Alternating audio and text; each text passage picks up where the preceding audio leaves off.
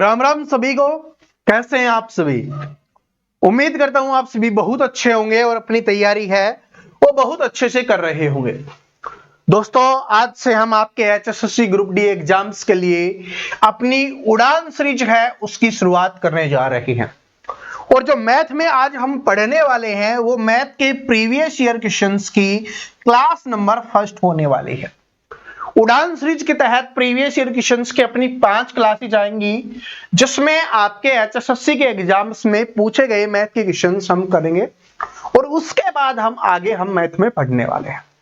देखो, इनसे फायदा क्या होगा प्रीवियस ईयर क्वेश्चंस वाली इस क्लास से, जो आने वाली आपकी 5 क्लासेज हैं, इससे आपको पता चलेगा कि किस प्रकार से आपके एचएसएससी के एग्जाम में आपके क्वेश्चंस आते हैं, क्या उनका लेवल रहता है, क्या उनका पैटर्न रहता है, किस प्रकार से क्वेश्चंस है वो एचएसएससी पूछती है, ताकि जब मैं आपको क्लासेज करवाऊंगा टॉपिक वाइज, जो मैं क्वेश्चंस आपको करवा रहा हूंगा, तो आपको कभी ये ना लगना चाहिए कि ये तो लो लेवल का क्वेश्चन है, ये हाई लेवल का क्वेश्चन है, ये तो बहुत ज्यादा हार्ड क्वेश्चन है। क्योंकि आपके एचएसएससी जिस प्रकार के क्वेश्चंस पूछेगी मैं उसी प्रकार के आपको पढ़ाने वाला हूं। तो ये जो आने वाली 5 क्लासेज हैं जिसमें हम प्रीवियस ईयर क्वेश्चंस करेंगे, ये बहुत ज्यादा इंपॉर्टेंट होने वाली है। और ऐसा नहीं कि सिर्फ मैथ के लिए होगी, ये आपके रीजनिंग के लिए भी आपकी उड़ान सीरीज होगी और बाकी आपके सब्जेक्ट के लिए भी रहने वाली है। ठीक है जी। और जिनको मैथ से लगता है डर, गणित से डर लगता है, उनका डर है उसको हम खत्म करने वाले। ठीक है जी। तो चलिए, बहुत सारी बातें होगी, अब बिना देरी के शुरुआत करते हैं। पहला क्वेश्चन आपकी स्क्रीन पर आ चुका है। पहला क्वेश्चन आपकी स्क्रीन पर आ चुका है जो आपके एचएसएससी के एग्जाम्स में पूछा गया क्वेश्चन है। और ऑप्शन नंबर ई आपको दिखाई दे रहा है, इसी से आपको आइडिया लग जाएगा कि हाँ भाई, क्योंकि अपने एचएसएससी में ही ऑप्शन नंबर ई आता है। चलो क्वेश्चन देखिए क्या है कि वर्ष 1993-94 से 1997-98 में विदेशी विनिमय भंडार में प्रतिशत बढ़त क्या थी, ये आपको दिया गया है। यहां पर ये बढ़त दी गई है, यहां पर ये साल दिया गया है, यहां पर इसके आंकड़े दिए गए हैं। ठीक है जी। तो अब बात किसकी हो रही है? 93-94 से और 97-98 की बात हो रही है। तो पहले 93-94 देखिए, तो ये है 1993-94 आपका, और इसमें कितना था? 2520 था। मैं यहां पर लिख देता हूं, 2520 हो जाएगा आपका। और उसके बाद किसके बात हो रही है? 97-98 की। तो 97-98 कौन सा है? ये आपका 97-98, और इसमें कितना हुआ है भाई? 5040 हो गया।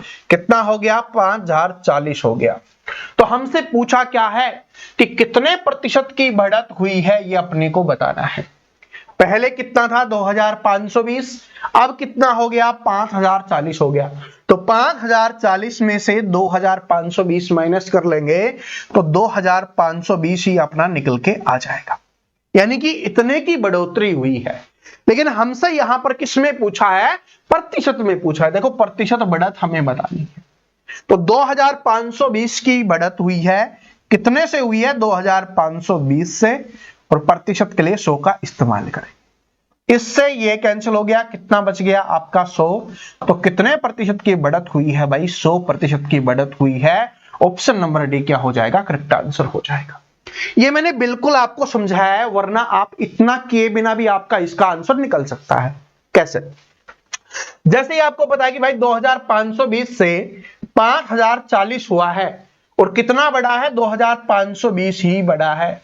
तो 2520 का कितना प्रतिशत होगा? 100%।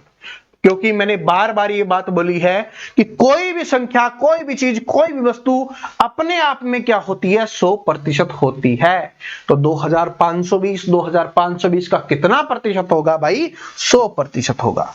तो कैलकुलेशन करने की आवश्यकता नहीं है। हाँ, आपका अलग आता है तब हमें कैलकुलेशन कर लेना है, उसलिए मैंने बता भी दिया है कि भाई जो बढ़ोतरी हुई उसको ऊपर हमने लिखा, नीचे बटे में हमने वो लिखा है जिससे बढ़ा है, यानी स्टार्टिंग में जो था उसको हमने बटे में लिखा, और प्रतिशत लगाने के लिए किसका इस्तेमाल किया? 100 का इस्तेमाल किया।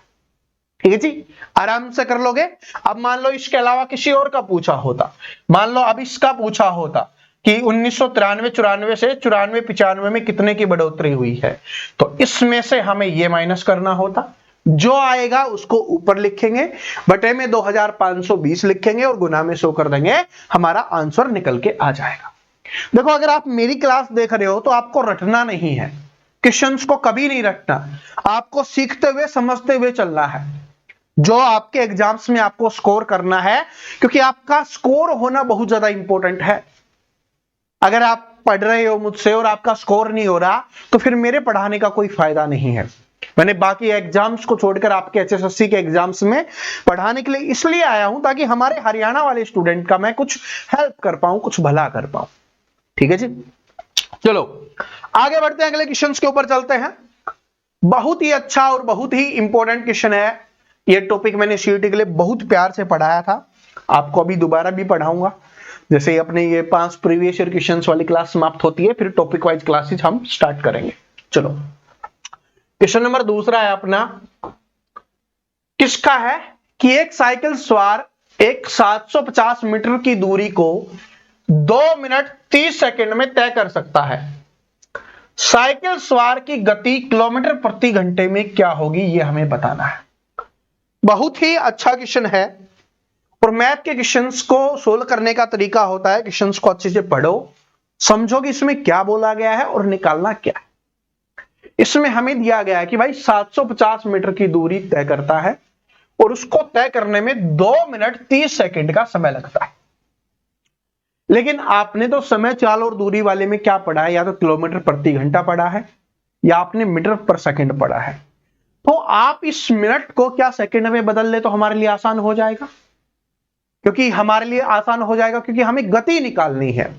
हमें क्या निकालनी है भाई, गति निकालनी है, जिसको आप बोल सकते हो स्पीड या चाल, आप इसको बोल सकते हो स्पीड भी या चाल भी।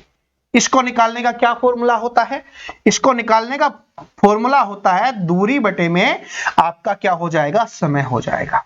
दूरी बटे में समय, डिस्टेंस अपॉन में आपका क्या हो जाएगा, टाइम हो जाएगा।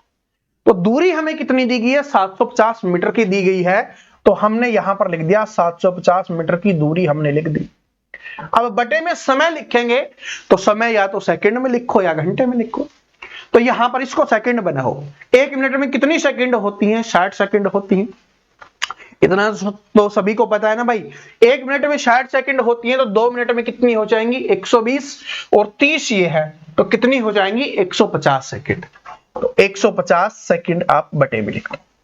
बस इसको सोल्व करेंगे तो कितने पे आ जाएगा, कट जाएगा आपका 5 पे।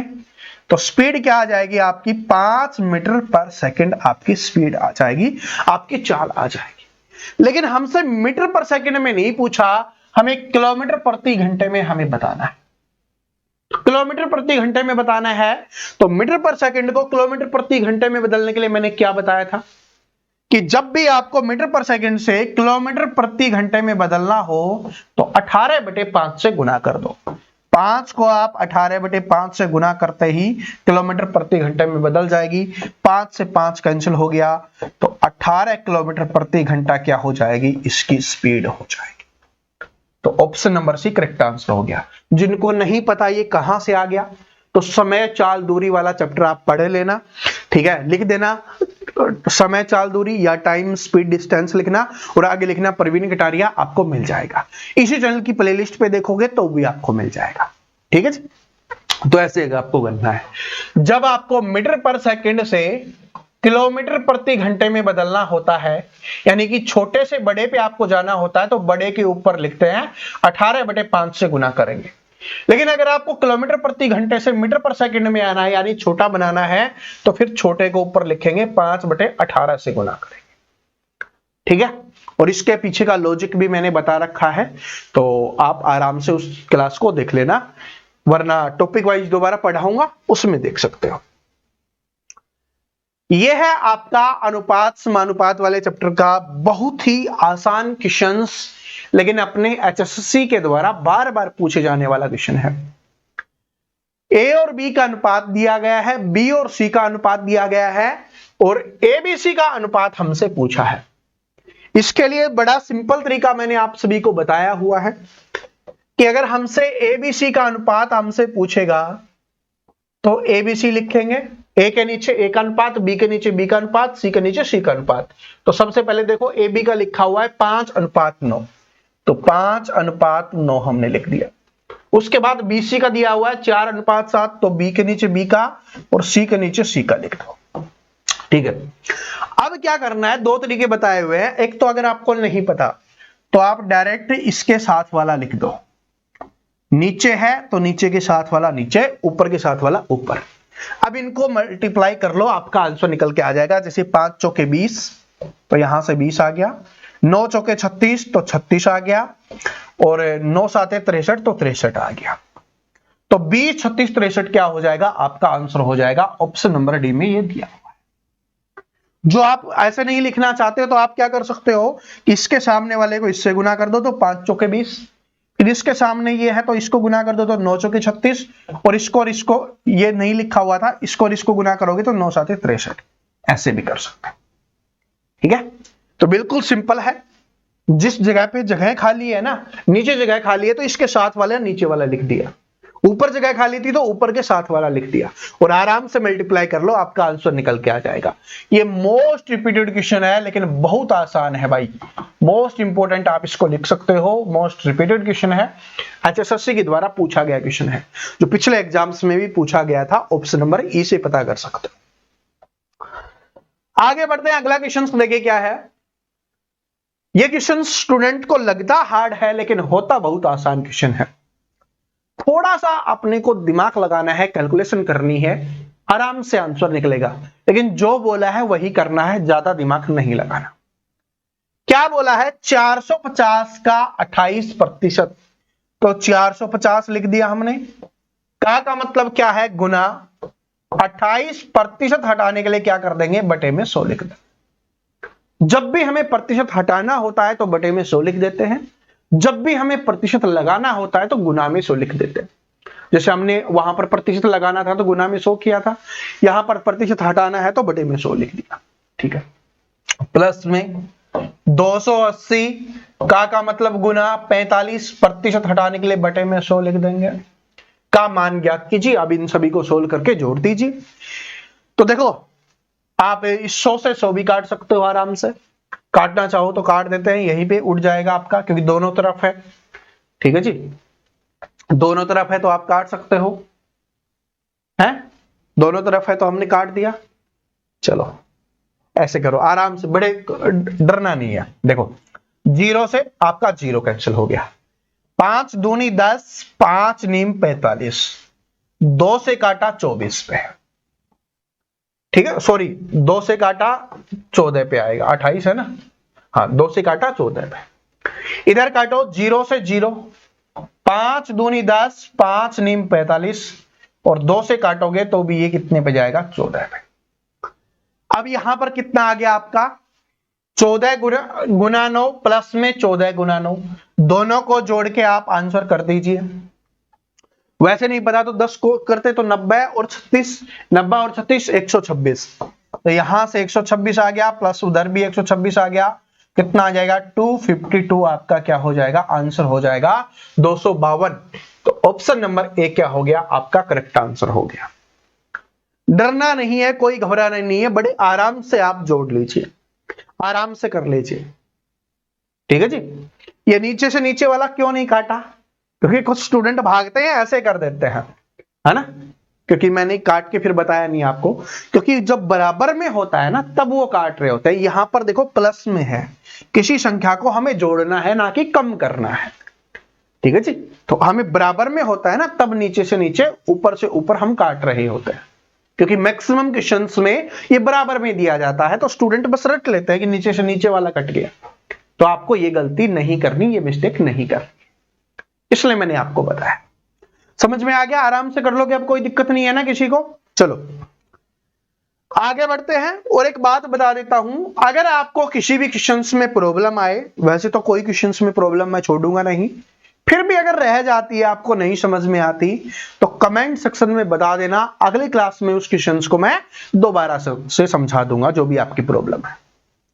क्योंकि मैं इसलिए नहीं पढ़ा रहा, इसलिए वीडियो नहीं बना रहा कि इसको व्यूज आएंगे, स्टूडेंट देखेंगे, ठीक है, मेरे बहुत सारे पैसे बन जाएंगे। ऐसा करना होता तो मैं HSSC वाले मैथ के लिए कोर्स ले आता, वो मैं नहीं लेके आया ना।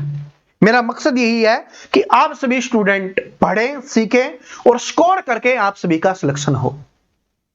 ठीक है, क्योंकि हर एक स्टूडेंट ये बात बोलेगा कि सिर्फ हरियाणा जीके से सिलेक्शन नहीं होता, हमें बाकी सब्जेक्ट भी हमें पढ़ना होता है, तब जाके सिलेक्शन होता है। क्योंकि मैं देखता हूं जब भी एग्जाम होता है ना, कोई यूट्यूबर्स आते हैं जो पूछते रहते हैं कि आपने किस टीचर से पढ़ा, आपने किस टीचर से पढ़ा, वो हरियाणा जीके की बात कर रहे होते हैं। हरियाणा जीके सिर्फ 25 नंबर की आती है, इसके अलावा जो 75 क्वेश्चन होते हैं वो बाकी और सब्जेक्ट से भी आते हैं। 25 नंबर से सिलेक्शन नहीं होता।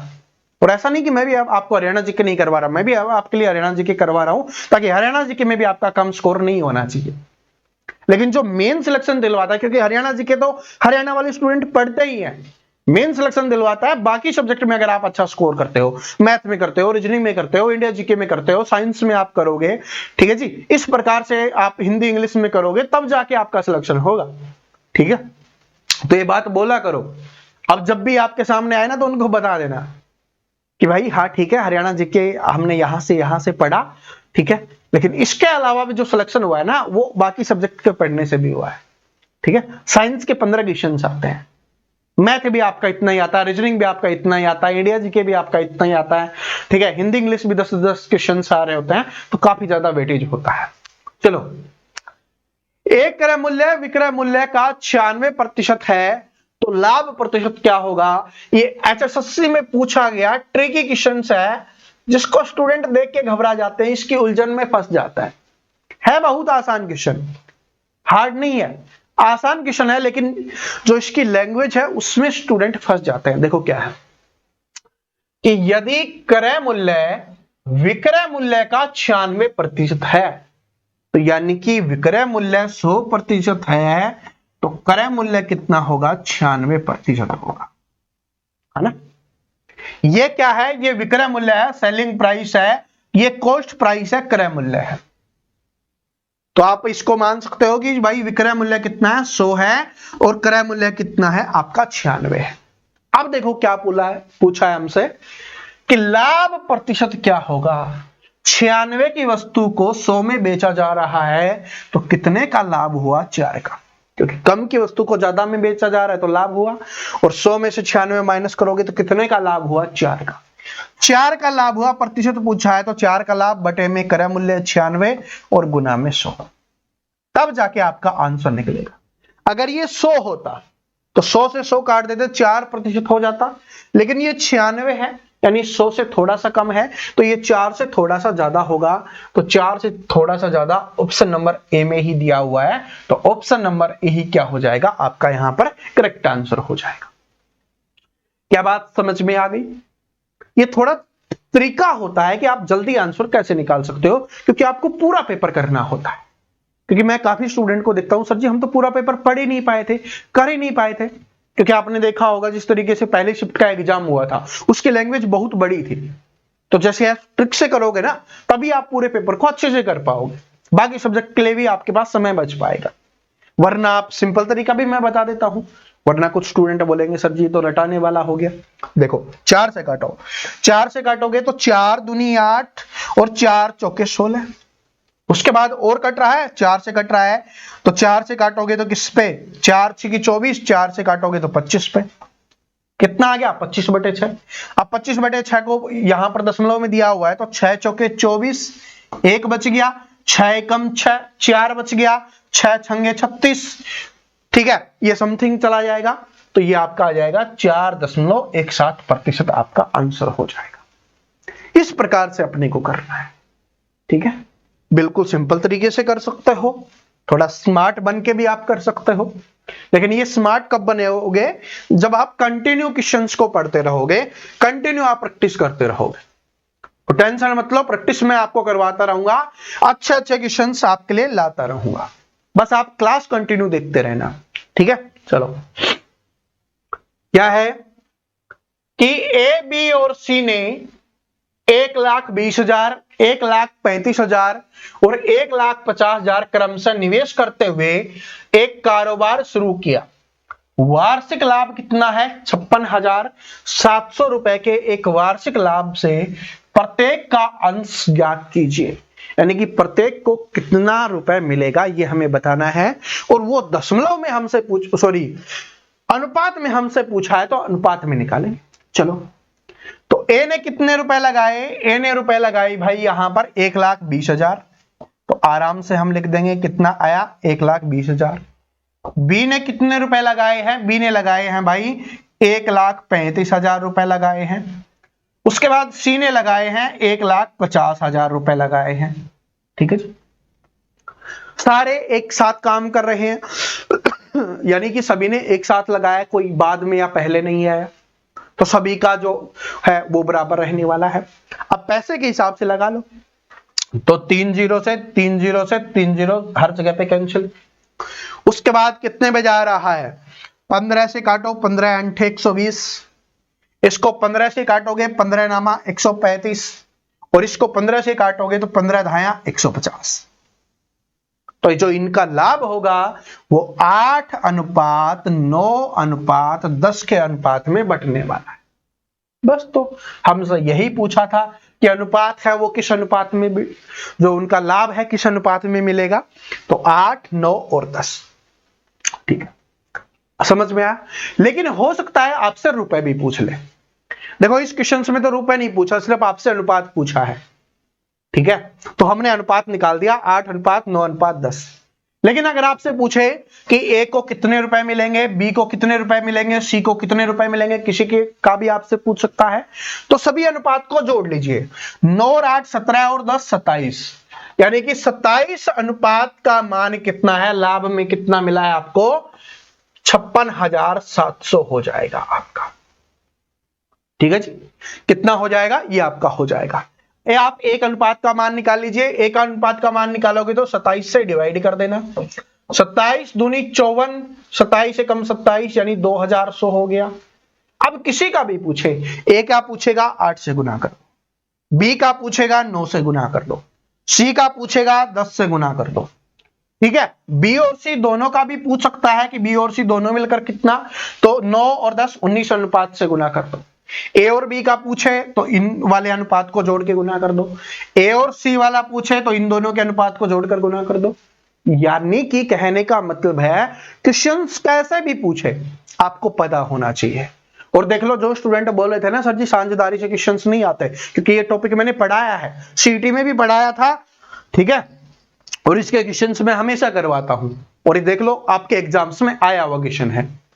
तो इसका मतलब है जो चीज पढ़ाई जाती है वो आपके एग्जाम्स में आ रही होती है। इसलिए मैं पहले आपको प्रीवियस ईयर क्वेश्चंस करवा रहा हूं, ताकि बाद में कोई ये भी कमेंट ना करे सर जी साझेदारी से क्वेश्चंस नहीं आता, सर जी इस लेवल का क्वेश्चंस नहीं आता। देखो अब इस क्वेश्चन से मैंने सब कुछ आपको समझा दिया है। अब आपसे कुछ भी पूछे आप आराम से उसका आंसर निकाल सकते हैं। ठीक है जी, चलो आगे बढ़ते हैं, अगले क्वेश्चंस के ऊपर चलते हैं। अनुपात वाले क्वेश्चंस, सॉरी अनरूट वाले जो क्वेश्चंस हैं ये आपके एग्जाम्स में आते हैं। ठीक है, स्पेशली मैंने स्क्वायर रूट निकालना, वर्ग रूट निकालना सब कुछ आपको सिखा रखा है। प्लेलिस्ट देखोगे तो आपको पता चल जाएगा। ये वाला क्वेश्चंस यानी कि इस टाइप का जब भी क्वेश्चंस आता है एचएसएससी में, तो सिर्फ 20% स्टूडेंट ही इन क्वेश्चंस को करते हैं, बाकी इनको छोड़ देते हैं। लेकिन आज के बाद आप नहीं छोड़ोगे। अगर आपको नहीं आता तो भी देखो इस क्वेश्चन में ट्रिक होती है, अगर आप उसको समझ लो। देखो क्या दिया हुआ है, √15 का मान हमें ये दिया गया है और रूट के अंदर है 5/3, इसका मान हमें ज्ञात करना है। तो हमें √15 का मान दिया गया है, इसके पीछे कोई तो रीजन होगा। हमें √15 का मान दिया गया है, इसका मतलब क्या है, इसके पीछे कोई रीजन है। यानी कि क्वेश्चंस को सोल्व करने पर कहीं पर √15 आएगा और वहां पर ये मान हमें लिखना होगा, तभी हमारा आंसर निकलेगा। तो अब देखो रूट के अंदर आपका क्या है, 5 और आपका 3 है। अगर हमें 15 बनाना है √15, तो √5 को अगर हम √3 से गुना कर दें तो क्या बन जाएगा, √15 बन जाएगा। लेकिन अगर ऊपर गुना कर रहे हैं तो नीचे भी गुना करना होगा, तभी तो बराबर रहेगा। तो यानी कि पूरे को हमने √3 से गुना कर दिया। ठीक है जी, और इसको भी आप रूट के अंदर दोनों हैं तो आप इसको अलग अलग भी लिख सकते हो। कैसे, इसको हम ऐसे भी लिख सकते हैं कि भाई ये √5 है और ये √3 है, क्योंकि दोनों रूट के अंदर आ गए। अब गुना करेंगे तो √5 और √3 को गुना करेंगे तो कितना बन जाएगा आपका, रूट के अंदर 15 आ जाएगा। 5 × 3 15।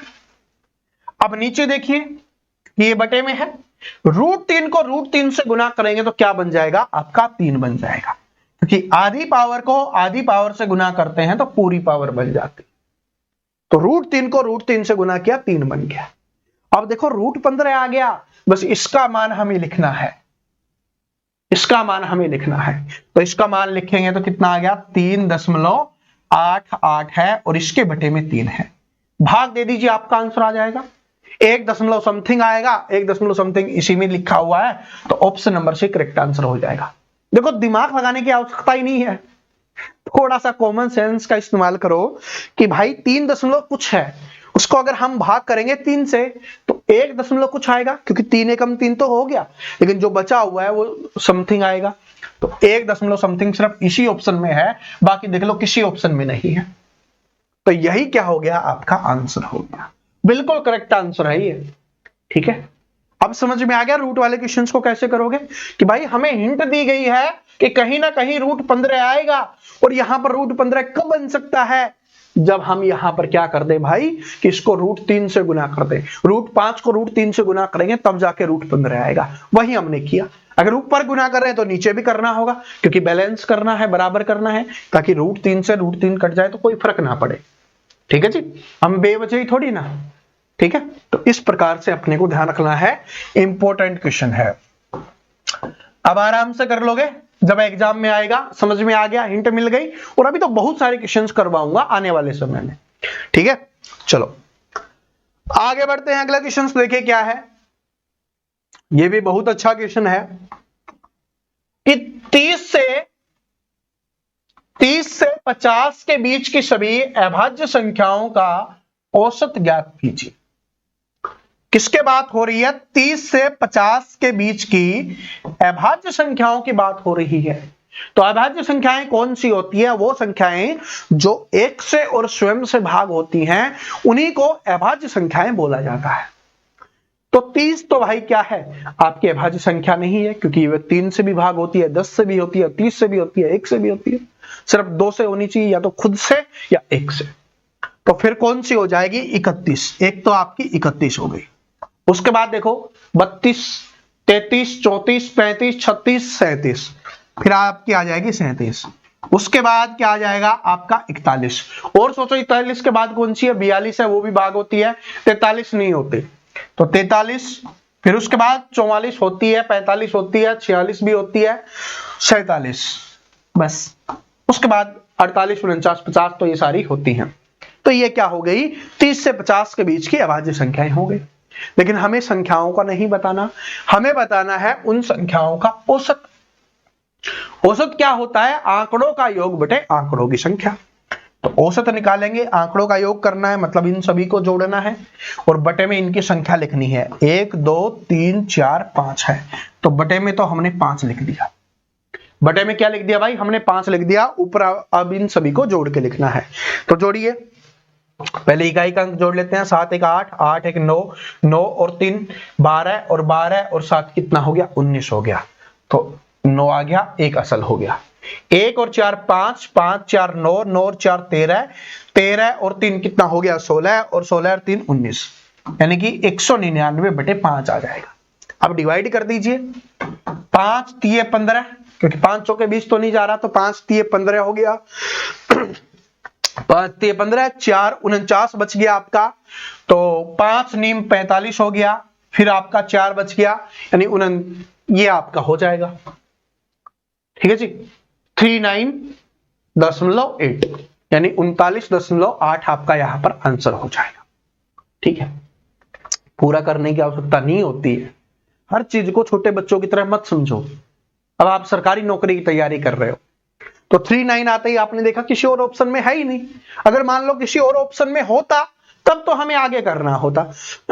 ठीक है, और है नहीं तो नहीं करेंगे। ठीक है जी, चलो आगे बढ़ते हैं टाइम एंड वर्क का। और टाइम एंड वर्क से हमेशा क्वेश्चन आएगा, हर शिफ्ट में, हर एग्जाम में क्वेश्चन आने वाला है। देखिए क्या है कि ए और बी एक साथ एक काम को 4 दिन में कर सकते हैं।